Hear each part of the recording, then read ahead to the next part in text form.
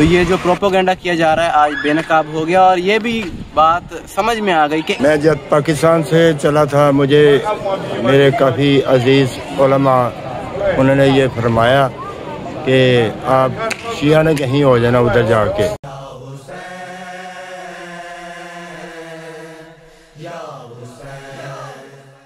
बिस्मिल्लाहिर्रहमानिर्रहीम। मोमिन इकराम, इस वक्त हम मौजूद हैं शेख अब्दुल कादिर जिलानी के मज़ार पर। यहाँ आने का एक और मकसद वो ये था कि एक मिथ, एक प्रोपोगेंडा जो किया जाता है अक्सर शिया ने अली के ख़िलाफ़ के जी, जहाँ पर जिन ममालिक में शिया हुकूमतें हैं वहाँ पर सुन्नियों पर मज़ालिम ढाए जाते हैं, उनकी मसाजिद को आबाद नहीं करने दिया जाता। आप ये देख सकते हैं, अगर मेरा कैमरा आपको दिखाए, कितना बड़ा सहन है, यानी बहुत बड़ा ये सहन है और कहीं से नहीं लगता कि ये कोई छोटा मज़ार है। बाकायदा एक बहुत बड़ा ये मज़ार है अब्दुल कादिर जिलानी का। इसके अलावा बगदाद में कुछ फासले पर अहले सुन्नत के इमाम अबू हनीफ़ा का भी रोज़ा है।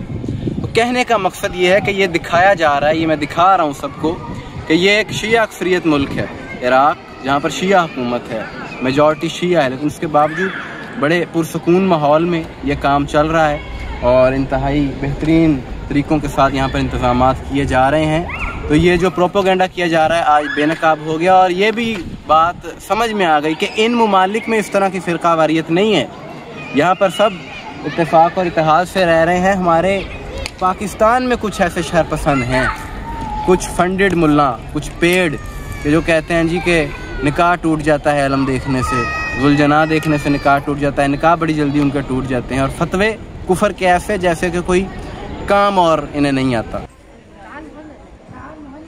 बिस्मिल्लाहिर्रहमानिर्रहीम। मोमिन इकराम, इस वक्त हम मौजूद हैं शेख अब्दुल कादिर जिलानी के मज़ार पर और यहाँ आने का मकसद ये था कि जो गलत फहमियाँ पाई जाती हैं वो दूर की जाएँ कि जी यहाँ पर जाने से कोई सुन्नी हो जाता है, किसी इमाम बारगाह में किसी मासूम के रोज़े पर जाने से कोई सुन्नी शिया हो जाता है। ऐसा कोई इख्तलाफ नहीं है और हमें मोहब्बत को फ़रोग़ देना चाहिए, नफ़रतों को कम करना चाहिए।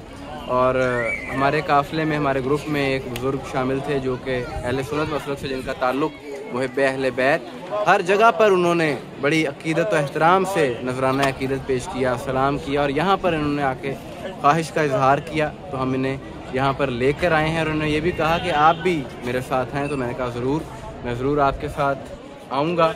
इनके क्या तासुरात हैं जानते हैं। जी अंकल, आप ज़रा बताएं क्या पैगाम देंगे इस हवाले से। मैं जब पाकिस्तान से चला था, मुझे मेरे काफ़ी अजीज़ उलमा उन्होंने ये फरमाया कि आप शिया ने कहीं हो जाना उधर जाके, ऐसे लगता कि शिया ना हो जाना।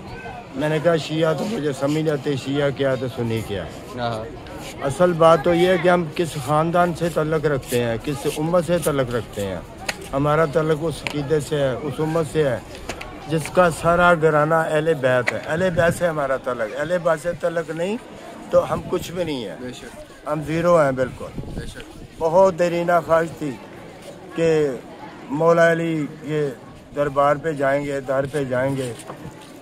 उनके दरबार पे गए, वो जो नज़ारा उधर देखा, मैं ज़िंदगी में सोचा भी नहीं था कभी कि ऐसा मैं दरबार देख सकूँगा। मैंने बहुत कुछ देखा। फिर ख्वाहिश थी मेरी कि गौस पाक का रोज़ा भी देखूँगा, वो भी मुझे मिल गया।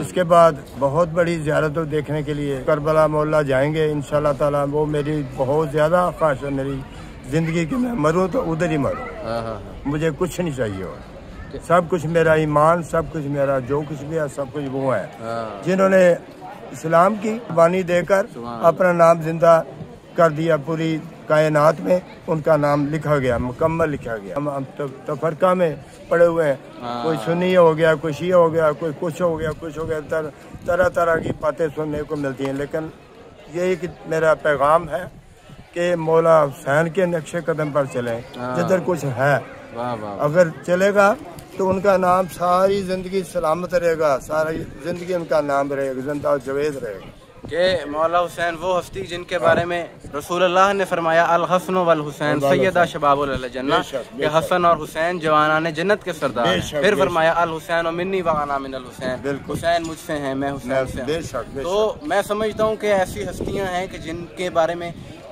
कोई मसलकी तफरीक तो होनी नहीं चाहिए। जो मुसलमान है, हर मुसलमान का ईमान है, और इनसे, इन हस्तियों से, अहले बैत से, पंजतन पाक से मोहब्बत के बगैर कोई, मैं समझता हूँ, मुसलमान ही नहीं हो सकता।